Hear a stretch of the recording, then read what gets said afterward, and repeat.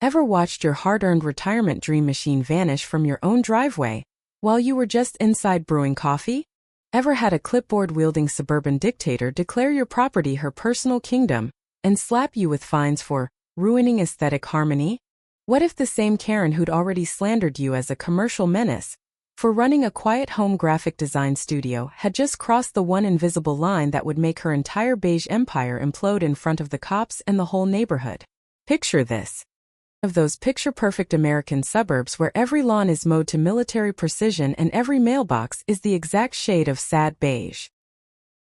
I'm Ryan Hayes, freelance graphic designer. For 2 years, Karen Whitaker, the self-crowned queen of the Oak Meadows HOA, had been painting me as the neighborhood villain because my home office occasionally got a FedEx box or two. "He's turning our slice of paradise into a strip mall," she'd whispered at block parties. I'd taken it quietly, paid the petty fines, smiled through the passive-aggressive emails. But that all changed the morning my brand-new 40-foot Horizon Voyager RV disappeared from my driveway like it had never existed. I stepped outside with my coffee still steaming and stared at the empty concrete. Oil stain where the tires had been.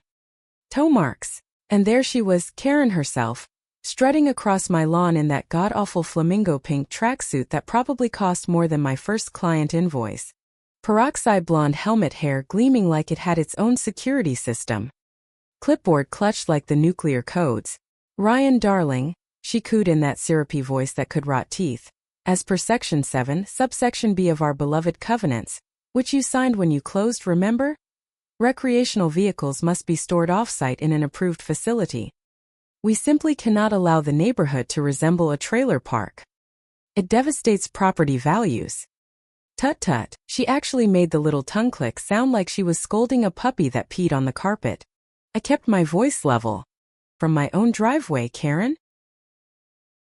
She smiled wider, the kind of smile that belongs on a shark. "Oh, the tow company was most cooperative. $300 violation fee plus storage. Pay promptly, dear. We do hate adding late charges." Then she waddled off, victory in every sway of those pink hips, leaving me standing there with my coffee going cold and my blood going nuclear. Megan appeared at the door, face pale. "Ryan, where's the Voyager?" We'd named it our rolling ticket to freedom, road trips we dreamed about after years of me grinding client deadlines and her teaching third grade. This wasn't just a vehicle. Where it belonged. And Karen had stolen it while I was making coffee. That moment I didn't explode. Years of her abuse, I went quiet. Ice-cold quiet. Because I'd learned something from watching her bully everyone else. Karen only wins when you fight loud and alone. First move? Intelligence. I dug out the thick HOA Bible we'd been handed at closing. Spent the entire afternoon highlighting every ridiculous rule. Section 7B was right there. RVs forbidden in plain sight. But then I noticed something buried deeper. A reference to the original plat map filed with the county in 1989. Something about utility easements. Next morning I was at the county records office instead of the HOA. 2 hours and $20 later, I had 3 certified copies of the official plat. Zoom in on lot 27, my house. The HOA boundary line stopped dead at the first 30 feet of my driveway. Everything from the garage door forward to the street, county easement. Tory. Not even a little bit. Karen hadn't just broken a rule. $1,000 RV from land she had zero legal authority over. I felt the first real grin in months. Not happy. That afternoon I started knocking on doors. Quietly. Patel across the street had been fined $150 because his garden hose was too vibrant. Mrs. Alvarez got cited for her kid's plastic slide peeking over the fence. Visual pollution. Dave next door lost his basketball hoop after Karen pushed through new aesthetic standards that conveniently grandfathered in her own son's hoop but not his. Every single story ended the same way. What's the point? She and the board just rubber stamp each other. I showed them the plat map on Dave's hood. Watched grown men's eyes light up like they'd just been handed the cheat code to the Matrix. "Holy hell, Ryan," Dave whispered. "You actually got her." By evening I had a private group chat with 12 neighbors who'd been quietly seething for years. I sent the certified plat in one simple line. She didn't just break the rules. She operated outside her own borders. Who's tired of paying for her ego? The responses flooded in. For years suddenly felt something dangerous. Hope? Next I fired the first legal shot. Certified mail return receipt. Records request for 5 years of meeting minutes, budgets, every email about my RV tow. I cited the exact state statute that gave them 14 business days. And I attached a highlighted copy of the plat with one polite question. Please explain the HOA's authority to remove private property from land outside its recorded jurisdiction. Karen's reply came on day 10. Not documents. From her pet lawyer accusing me of harassment and subversive organizing. They even tacked her lawyer's $850 fee onto my HOA account. Classic. Everyone's dues to bully me with my own money. I forwarded it to the group with the subject line. She just took the bait. 2 days later the tow company owner Stan called me, voice shaking. Look, mister. And my lawyer's advice. We're just the middlemen. Herself. I'll give you a sworn affidavit and the exact instruction she gave my driver, if you promise not to drag my business into grand theft charges. I had her signature on paper ordering the theft of my RV from land she didn't control. The binder on my desk was getting thick. Plat map. Request. Threatening lawyer letter. I who actually hooked up my Voyager. Beautiful. And growing. I reached out to a veterans and civilians legal nonprofit. The lawyer Ben Carter took one look at the file and grinned like Christmas came early. This is textbook overreach. Giving her one last polite off-ramp. He drafted a letter demanding immediate return of the Voyager at HOA expense, full reimbursement, public apology, and dismissal of every fine. 72-hour deadline. Karen's lawyer fired back the same day the clock expired. My client rejects your baseless demands. Further communication will be considered harassment. Ben's reply to me was one line. Perfect. She just chose the hard way. The time for polite letters was over. Ben's plan was simple and savage. Treat this as straight-up theft. We walked into the sheriff's auto theft division with the binder. I laid out the evidence calmly.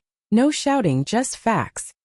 Detective Ramirez stared at the plat map next to Karen's signed tow order for a long minute, then whistled low. So this HOA president directed a tow company to steal a $450,000 RV from land she has zero jurisdiction over, and she's still refusing to return it? That's correct, detective. He stood up. We'll spat anymore. This is theft. Big.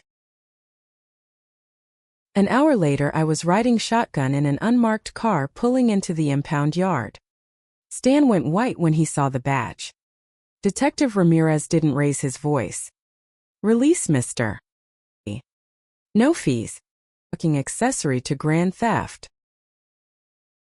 5 minutes later the Horizon Voyager rumbled out of the gates, dusty but mine again. The feeling when that big diesel caught was pure oxygen after drowning. But we weren't done. Looked at me. Want to deliver it personally? We drove straight to Karen's house, me behind the wheel of my recovered RV, cop car in front like a parade of justice. Neighbors poured onto porches. Entire street watched as I parked the Voyager right in front of Karen's prize rose bushes, blocking her sunlight like she'd blocked my freedom. Karen opened her door before we knocked, powder blue tracksuit this time, face already twitching. She saw me. Saw my Voyager looming like a vengeful god. Ma'am, Ramirez said flatly, you're Karen Whitaker, HOA president? We recovered this vehicle you ordered removed from property outside your jurisdiction. That makes this theft. Her face went through every stage of meltdown, shock, rage, then pure panic. This is a civil matter. I was enforcing the bylaws. Bylaws don't cover felony theft, ma'am.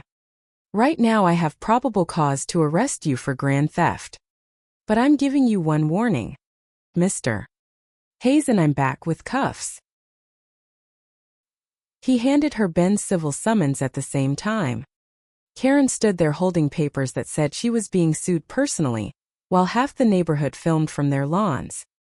Her clipboard empire was crumbling in real time and everyone could see it. The neighborhood group chat exploded. Petition in one weekend. We hosted a barbecue in the community park, free food, cold facts, enlarged plat map on an easel. I didn't rant and asked one question. If she can steal from land she doesn't even control, what stops her from doing it to you? Mr. The financials we'd finally forced out. Thousands funneled to her brother-in-law's landscaping company. Legal fees spent silencing residents. The crowd's murmurs turned to open anger. At the special meeting the room was packed wall to wall. Karen tried her martyr speech, years of thankless service, protecting your investments. It landed like a wet fart. When it was my turn I simply laid the binder open and said, "This isn't about my RV. It's about whether we want rules that apply to everyone, or just to everyone except her." The vote was 112-8. Karen didn't even wait for the gavel. Not a word. The queen dethroned in front of the kingdom she'd terrorized. New board. My civil suit settled fast. Insurance covered everything. Public apology posted on the community site. Criminal charges against Karen were pled down, but she agreed never to serve on another HOA board again. 3 months later her house went on the market. The morning Megan and I finally pulled the Horizon Voyager out for its maiden voyage, neighbors lined the street waving like we were astronauts. Mr. Hose was proudly coiled in his yard. The Alvarez kids' slide stood tall and unashamed. Dave gave me a crisp salute. We drove away with the windows down, sun on our faces, leaving Oak Meadows lighter than we'd found it. Folks, HOAs start as neighborhood watchdogs and too often mutate into caring kingdoms where one woman's ego becomes everyone's law. The real lesson?